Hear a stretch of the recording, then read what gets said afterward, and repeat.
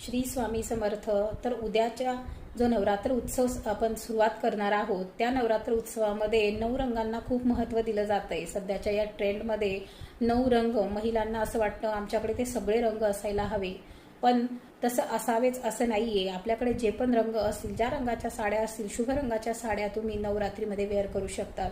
असं नाहीये की तुम्हाला जे रंग दिलेले आहेत तेच रंगाच्या साड्या तुम्ही नेसल्या तरच देवी आई तुमच्यावर खुश होईल आणि तुम्हाला आशीर्वाद देईल.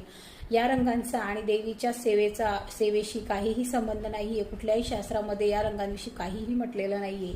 त्याच्यामुळे तुम्ही रंगांच्या भानगडीत न पडता तुम्हाला फक्त एकाच गोष्टीवरती लक्ष द्यायचं आहे, ते म्हणजे आपल्या घरात देवी आई आहे, घटस्थापना झालेली आहे. देव घटी बसलेले असताना त्यांची सेवा आपल्या हातून कशा प्रकारे होईल, किती चांगल्या प्रकारे आपण त्यांची सेवा करू आणि त्यांच्याकडनं आशीर्वाद मिळवून घेऊ, याच्याकडे तुम्ही लक्ष द्यावे.